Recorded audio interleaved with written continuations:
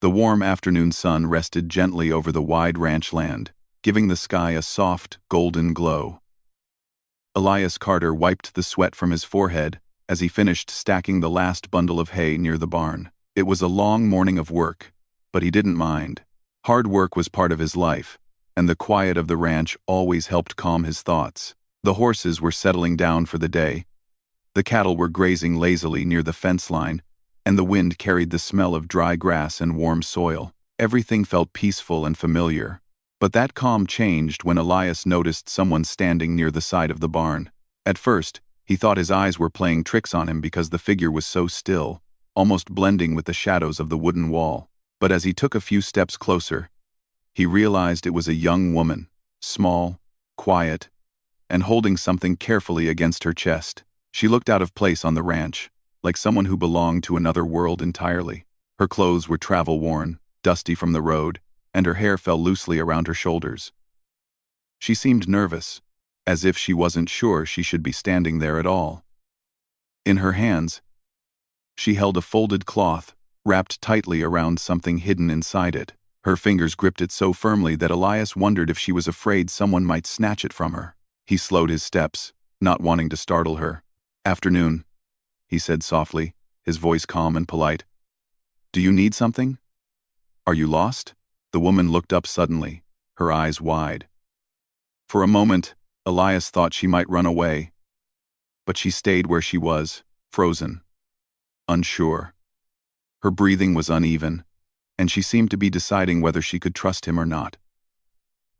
Finally, she swallowed hard and shook her head. "No, I'm not lost," she whispered. Her voice was so soft that Elias had to step closer just to hear her. The horses inside the barn let out a gentle snort. But the woman didn't look away from Elias. Her eyes were a deep brown, filled with a quiet fear he didn't understand. "I saw your group passing through earlier," Elias said, remembering the small traveling caravan that had crossed the valley that morning. "Are you with them?" She nodded slowly. "Yes.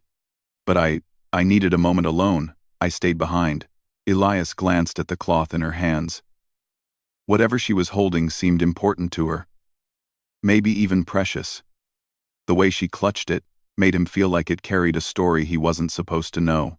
He tried to speak calmly. "If you need help with anything, you can tell me. I'm not here to bother you." She hesitated again, her gaze dropping to the cloth. Her fingers tightened around it, and Elias noticed her hands were trembling slightly. She took a small breath, lifted her eyes, and said something he did not expect. "Please, don't remove the cloth." Her voice cracked on the last word, as if she feared he might reach for it. But Elias stood perfectly still, surprised by how desperate her tone was. He had only asked if she needed help, yet she seemed terrified at the thought of him even touching the cloth. He raised his hands gently, showing her he had no intention of taking anything away from her. "I won't," he said. "You're safe here. I just want to understand what's wrong." For a few seconds, she stared at him as if trying to read his heart. She searched his expression carefully, her breaths short and uneven. Then, as if deciding she could trust him just a little, she spoke again. "This cloth. It covers something very important," she murmured. "Something I was told never to uncover." She paused, her voice trembling. Not unless the time was right. Her words were quiet, but they held a weight that made Elias look at her more closely. She wasn't talking about something dangerous or forbidden. Her eyes didn't show fear of the object itself. Instead, it was fear of what uncovering it might mean. "What is it?" he asked gently, not wanting to press too hard. She shook her head quickly. "I can't tell you. Not yet." Elias nodded. He respected boundaries, especially when someone was clearly struggling. Yet he couldn't ignore the feeling that something deeper was happening. Why would a young woman carry a wrapped object with such care? Why would she be afraid to show it? Why did she look like she had walked a long road emotionally, not just in miles? "You look tired," Elias said softly. "Why don't you sit for a moment? There's shade next to the barn, and I can bring some water." Her lips pressed together, and for a moment she looked unsure whether she should accept the offer. But then her shoulders dropped a little, as if she could no longer hold up the weight of her worries alone. She nodded. "Thank you. That would be nice." Elias guided her to the wooden bench near the barn door, a spot where the wind was cool and gentle. He brought her water from the trough and handed it to her. She took it with both hands, still holding the cloth with one arm, and drank slowly. After a moment, she relaxed enough to look around the ranch at the horses, the wide open field, the sun-deepened fences. She seemed to breathe a little easier. "My name is Elias," he said finally. "Elias Carter." She hesitated before responding. "Marina." The name seemed to match her, somehow soft but carrying something strong beneath it, like a quiet melody hiding a long story. "Marina," Elias repeated gently. "You're welcome here." She looked down at the cloth again, brushing her thumb over its edge as if comforting it or maybe comforting herself. "My grandmother gave this to me," she said, her voice barely above a whisper. "She told me to protect what is inside. She told me never to uncover it until I found someone I could trust." She paused, swallowing hard. Someone she believed I would meet someday. Elias felt a strange warmth spread through his chest. There was something emotional in the way Marina spoke about her grandmother, something tender and deep. And yet, he could sense the fear behind her words. It wasn't fear of the cloth. It was fear of what opening it would force her to face. "I'm sorry," she said quickly, maybe feeling she had said too much. "I'm talking too much. You don't need to listen to all this, but I want to," Elias said gently. "Sometimes carrying something alone feels harder than it needs to. You're safe to talk here." Her eyes softened. "Thank you. Not many people say that." Scarred. Revel. Scarred my first. The wind rustled the grass, and for a moment they both sat quietly.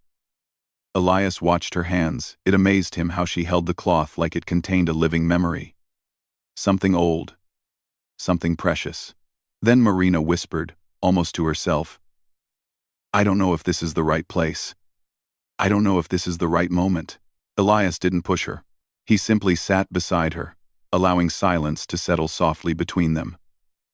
Sometimes, silence brought more comfort than words, but deep inside, he felt something unusual. A curiosity mixed with a quiet pull toward this stranger, who had arrived at his barn with a mystery wrapped in cloth. He didn't understand yet why her presence felt important, or why her trembling voice stayed in his mind. All he knew was that this moment, this simple, quiet meeting was the beginning of something neither of them could yet explain. Marina sat quietly on the wooden bench beside the barn, still holding the folded cloth close to her chest. The wind blew softly, carrying the warm scent of dry hay and summer air.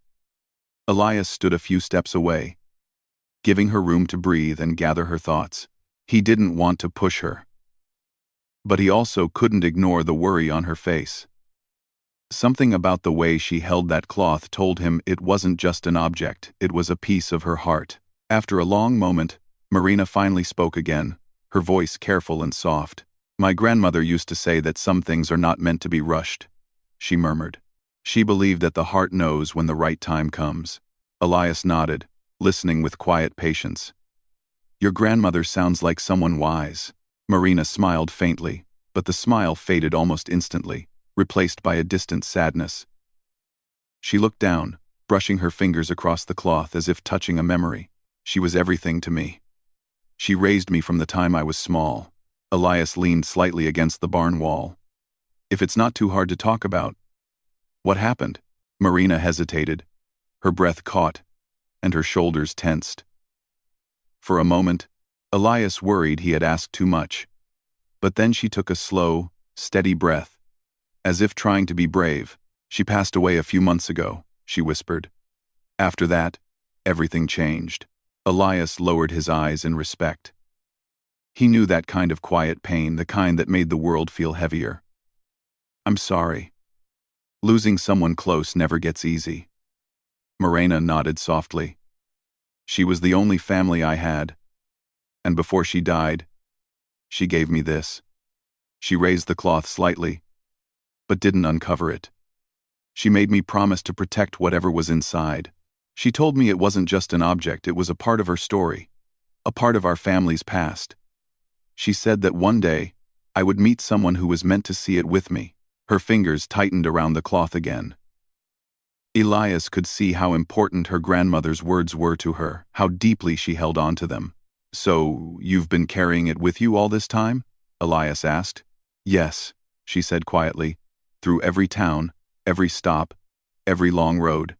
I never let it out of my sight." She took another breath. "Sometimes, I get afraid. I worry that maybe I'll never know what she meant, or that I'll open it at the wrong time." Elias shook his head gently. "You're doing your best. That's what matters." Marina looked at him with a mixture of confusion and gratitude. "You say that so easily. Most people I met on the road didn't care much about what I carry. They only care about where they're going next." Elias gave a small smile. "Maybe they were in a hurry. Life slows down a little out here." The wind picked up, brushing strands of Marina's hair across her face. She didn't move them away. Instead, she kept staring at the cloth, lost in her thoughts again. "There's something you should know," she said softly. "Before she passed, my grandmother told me a story.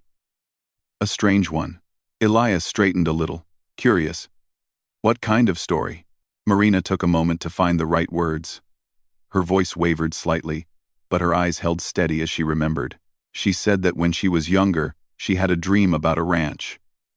A wide open place, quiet and peaceful. She said she saw a man standing there. Someone she didn't know, but she believed he would one day cross paths with someone from our family. She said he would help them understand something important. Elias listened carefully, feeling the air shift around them. "Did she say who the man was?" "No," Marina whispered. "Only that he was meant to be a guide. Someone with a calm heart." Elias wasn't superstitious by nature. He lived his life one sunrise at a time, working hard and taking each day as it came. But he couldn't ignore the strange feeling inside him, a quiet pull he couldn't explain. "And you think," he began gently, "that the cloth has something to do with that dream?" "I don't know," Marina said. "But after she passed away, I felt lost. I didn't know where to go. I just followed the caravan because I needed to keep moving. Staying in one place made the sadness too heavy." Elias understood that feeling more than he let on. He had lost people too. People whose absence echoed through the quiet nights at the ranch. "And then today," Marina continued, looking up at him, "I saw your ranch. I don't know why, but it felt familiar.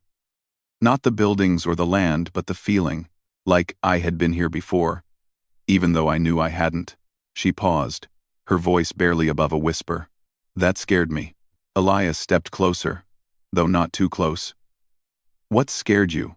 "It felt like the place she described," Marina said. "In the dream she always talked about." She looked at him steadily. "And when you walked toward me earlier, I felt something.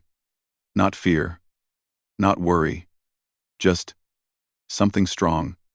Something that told me to stop running for a moment." Her words hung in the air, gentle but full of meaning. Elias took a slow breath, trying to understand the weight of what she was saying. "Sometimes life brings people to places they never expected," he said quietly. "But it doesn't mean it's wrong." Marina looked down again, brushing her fingers over the cloth. "I want to be brave. I want to understand everything she meant. But I'm afraid that if I open this cloth too soon, or with the wrong person, I'll lose something important." Elias nodded. "You don't have to rush. And you don't have to do it alone." Marina lifted her eyes, her expression soft and uncertain. "Do you really mean that?" "I do," Elias said. "You're safe here. And whatever burden you're carrying, you don't have to hide it from the world forever. When you're ready, you'll know." Marina took a deep, trembling breath. The fear in her eyes softened slightly, replaced by a fragile trust. "No one has said words like that to me in a long time," she murmured. "It feels strange, but also comforting." Elias felt something warm spreading through him, a sense of responsibility mixed with something gentler, something almost protective.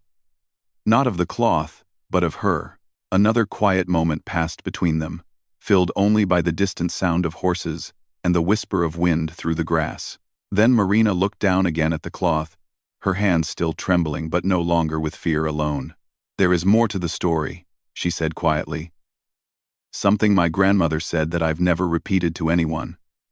She said that when I met the right person, I would feel it not in my mind, but in my heart." She pressed her palm lightly over her chest. "She said my heart would tell me when it was time." Elias felt the weight of her words settle gently around them. He didn't speak right away. He didn't want to break the moment. Marina looked up slowly.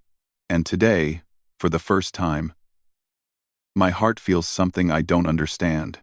Elias swallowed, his own breath growing shallow. "What does it feel like?" She shook her head softly. "Like the beginning of something." The wind paused for a moment, as if even the air was listening.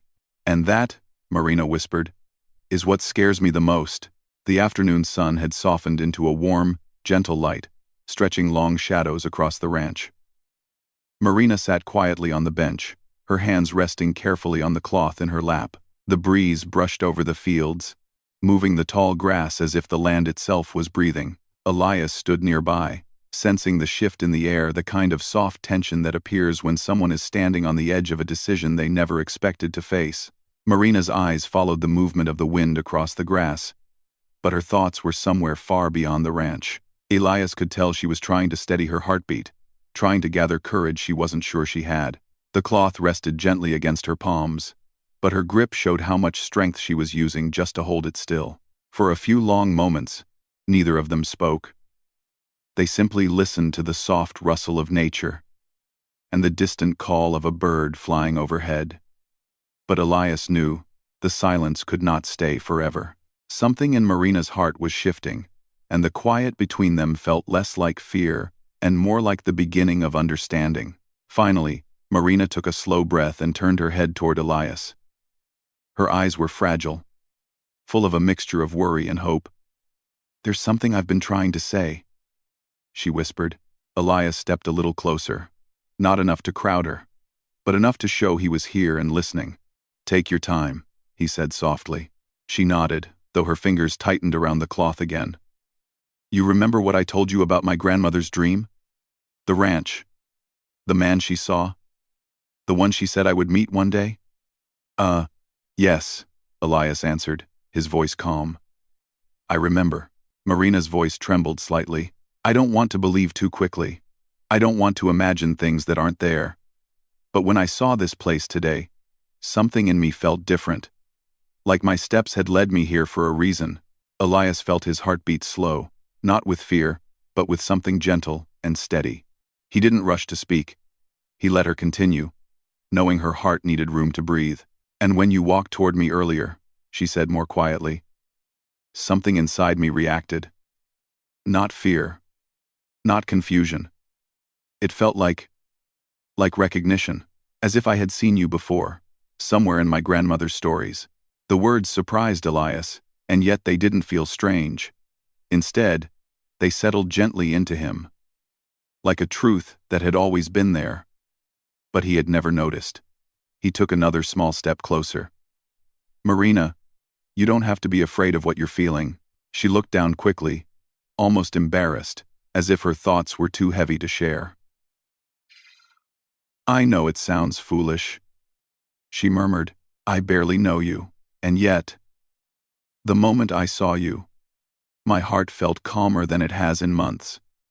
Elias took a breath, letting her words sink in. "Sometimes," he said softly, "we feel safe before we understand why. That doesn't make it foolish." Marina lifted her eyes again, meeting his gaze with a fragile bravery. "But it makes the next part harder." "What part?" Elias asked gently. She looked down at the cloth again, brushing her hand over its edge. "This. My grandmother's last request." Her voice quivered. "The cloth.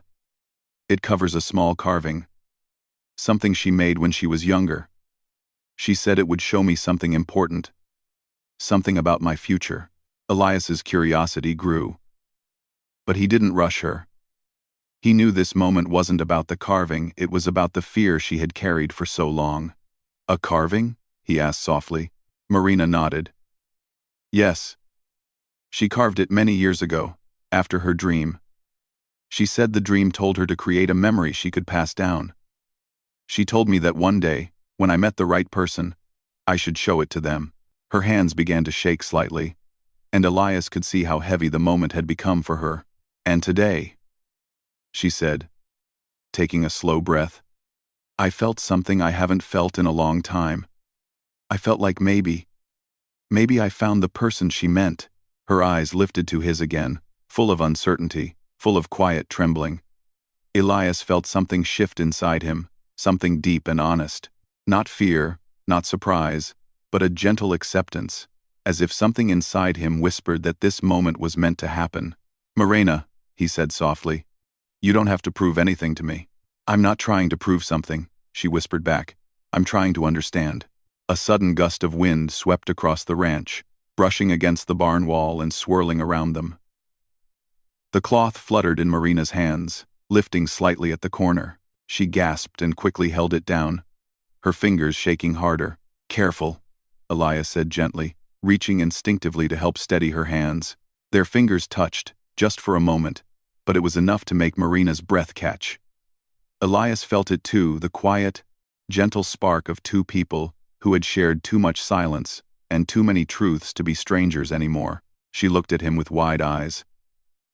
I didn't want it to be uncovered by accident, she whispered. I know, Elias said, and it won't be. But Marina didn't pull her hands away from his. She kept her fingers resting lightly beneath his, as if his touch helped her steady her thoughts. Elias, do you think I should open it? She asked in a trembling voice. I'm scared of what I'll feel when I see it. Elias swallowed softly. He didn't want to pressure her, but he didn't want her to run from something important either. I think, he said gently, that you're not meant to face this memory alone. And if your heart is telling you this might be the right moment, then trust it. Marina hesitated, her breath unsteady. She looked down at the cloth, then back at Elias's patient, steady eyes. She held her breath for a moment, gathering what courage she could. If I open it, she whispered, I want you to help me. I can't do it alone. Elias nodded slowly. I'll help you. She looked at him again, as if searching for any sign of doubt, but he had none. His face was calm, open, ready. Okay, she whispered. Her hands loosened slightly around the cloth. Elias placed his hand gently beside hers, not to take control, but to support her. Together, they held the edges of the fabric. Are you ready? He asked softly. Marina closed her eyes for just a moment, breathing in deeply. When she opened them again, there was fear in her gaze, but also trust. Yes, she whispered. But slowly, Elias nodded. Together, they lifted the edge of the cloth just a small corner at first, revealing the first hint of what was hidden underneath. Marina turned her face away, unable to watch. Elias felt her hand trembling beneath his, but he held it gently, and as the cloth lifted further, the quiet moment between them grew deeper, heavier, filled with the sense that something important was finally coming to light. The cloth lifted slowly, one small corner at a time, as if even the wind was holding its breath. Elias kept his movements gentle, careful not to startle Marina, or let the moment become overwhelming. Her hand rested lightly beneath his, trembling with every inch the cloth moved. She still couldn't bring herself to look. Her face turned away and her eyes squeezed shut. Elias paused, giving her a moment. It's okay, he whispered. We don't have to rush. Marina swallowed hard and nodded without opening her eyes. Just tell me when you see something. I will, Elias said softly. He lifted the cloth a little more. For a second, all he saw was the top of a small wooden object, smooth, polished, and shaped with care. Then, as more of the cloth slipped away, the full carving began to reveal itself. It was no ordinary carving. It was a small wooden scene, simple but full of emotion. A barn, a horse, a figure standing near the barn with open arms. The lines of the carving were old and soft, lovingly worn from years of being touched. But the strange part, The part that made Elias's breath catch was the figure itself. The carved man looked like him. Not exactly, but unmistakably similar: the posture, the shape of the hat, the way he stood facing outward with gentle steadiness. Elias had worn that same style of hat since he was young. It was a habit everyone in town knew. The carving captured that shape with almost perfect accuracy. His chest tightened in surprise. This wasn't coincidence.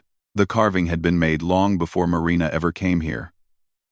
Long before she had even been born. Her grandmother had shaped this. Her grandmother had dreamed of this, and somehow, without knowing him, she had created an image that matched Elias's familiar stance. He stared at the little wooden figure, feeling warm and cold all at once. It was as if time had folded into itself, connecting a story from long ago to the quiet moment in his barn. Marina finally opened her eyes, slowly, as if afraid to see what had been hidden beneath the cloth. She looked first at his expression, searching for clues. Then, gathering her courage, she looked down at the carving. The moment her eyes landed on it, she drew in a sharp breath. She stared, frozen, unable to speak. Her hands flew to her mouth, and tears filled her eyes. But they weren't tears of fear. They carried something deeper: recognition, disbelief, and the sudden understanding of something she had carried her whole life. "This," she whispered, barely able to get the words out. "This is it. This is the carving she made." Elias nodded slowly. "Marina, it looks like me." She covered her face for a moment, overwhelmed. "How?" "She made this when she was young. She made it before any of this existed. Before this ranch. Before you.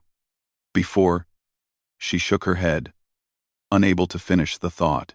Elias placed the cloth gently beside them, leaving the carving resting safely on her lap. "Your grandmother must have believed her dream meant something real. Something important."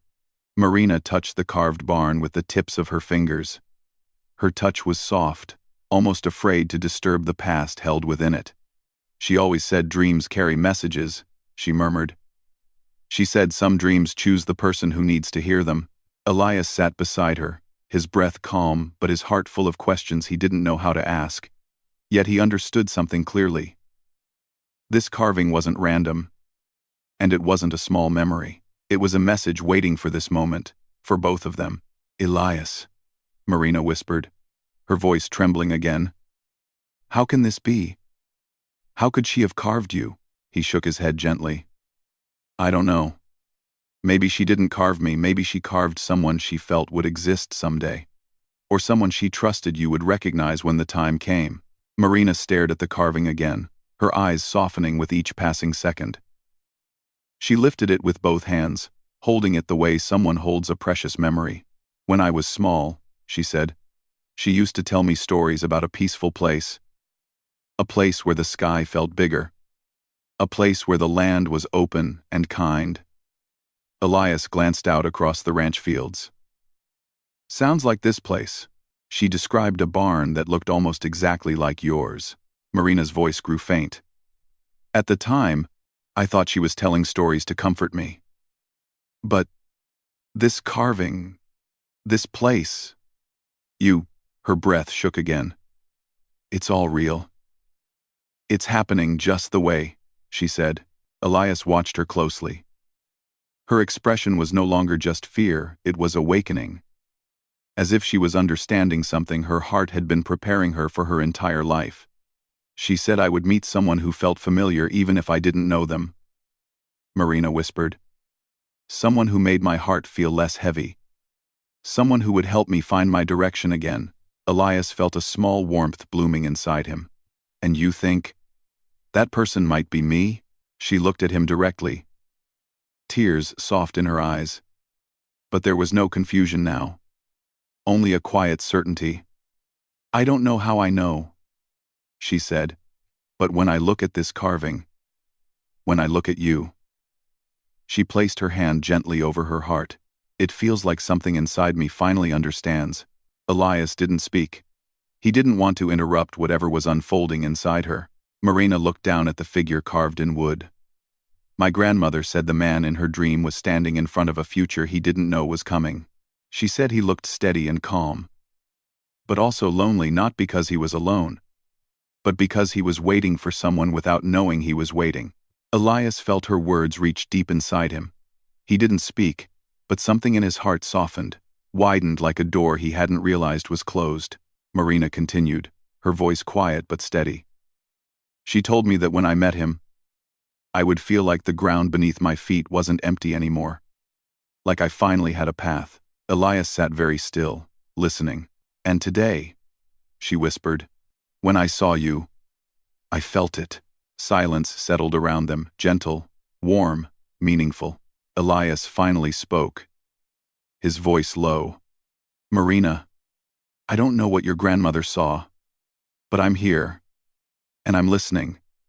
And whatever this carving means to you, I'm honored to be part of it. Marina let out a shaky breath, closing her eyes for a moment as if letting his words sink into the deepest part of her heart. I was afraid, she said softly. Afraid of what I'd feel. Afraid of what this meant. But seeing it now, I understand why she made me promise to protect it. She wanted me to carry this until I was brave enough to face it. Elias nodded. And now you have. She looked at him again, her eyes shining gently. Not alone, she whispered. You helped me. Elias smiled softly, a genuine smile that reached his eyes.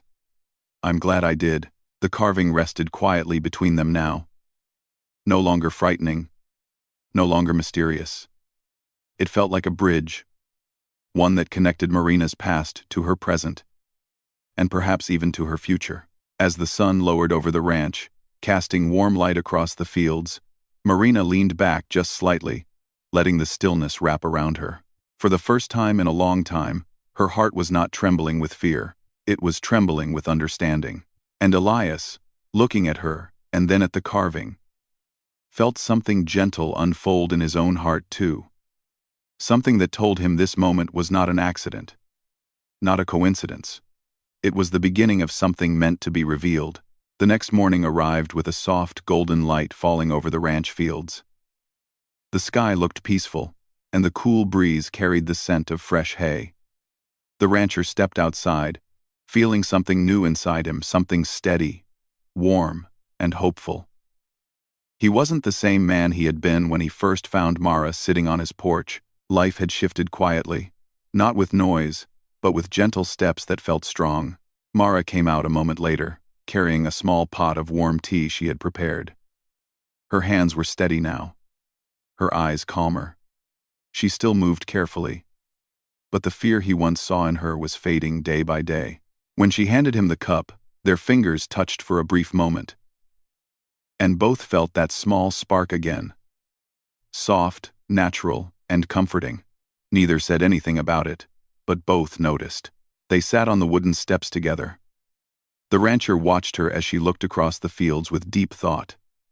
She seemed to be searching for something within herself. Courage, answers, direction. After a long silence, she finally spoke. I used to think the world outside my home had no place for me, she said softly. But being here, it feels different. Her words settled gently in the air. The rancher took a slow breath, wanting to say the right thing. You do have a place, he replied, and you're free to choose where that place is. She looked at him with eyes that held gratitude, but also uncertainty. Freedom, she whispered. I'm still learning what it means. He smiled in a warm, understanding way. It's not something people learn all at once. For a moment, they both sat, listening to the sounds of the ranch birds calling, horses moving slowly, the quiet rustle of the grass. Everything felt peaceful, almost too peaceful, because underneath that quietness, there was a decision Mara had been thinking about for days. She finally stood up and looked toward the distant road. Someone came looking for me yesterday, she said. The rancher's expression grew still. He knew this moment would come eventually. Who was it? He asked gently. She didn't speak right away. Her shoulders tensed slightly, but she controlled her breath before she continued. A family friend, someone who knew me when I was younger.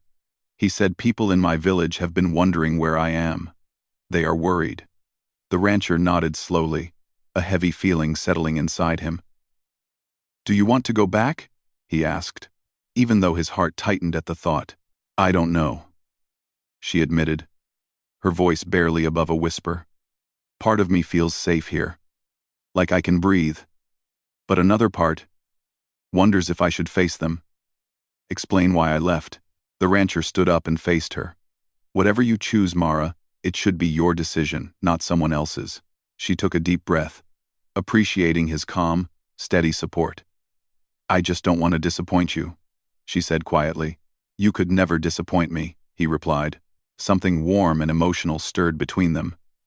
She lowered her gaze for a moment, then looked up again with clearer eyes. "Thank you," she said, "for everything you've done." The rancher didn't trust himself to speak right away. He only nodded. Later that day, Mara helped around the ranch like she had done many times before, feeding the chickens, brushing the horses, and walking through the fields to check the fences. She did it naturally, as if she had been living there for years. The ranch felt different with her in it, lighter, more alive. But the thought of leaving hung silently over her every step. The rancher noticed her pause at the gate more than once during the afternoon. She looked at it the way someone looks at a doorway that leads to two very different futures. He didn't push her or ask questions. He simply walked beside her and let her breathe. As the sun lowered, she finally turned to him. "Would you walk with me to the edge of the road?" she asked. His chest tightened, but he nodded. Of course. They walked slowly, side by side. Dust rose slightly beneath their boots, and long shadows stretched across the ground. It felt like a quiet goodbye, even though no one had spoken the word. When they reached the long dirt road leading beyond the ranch, she stopped. The rancher stopped beside her. Neither looked at the road first, they looked at each other.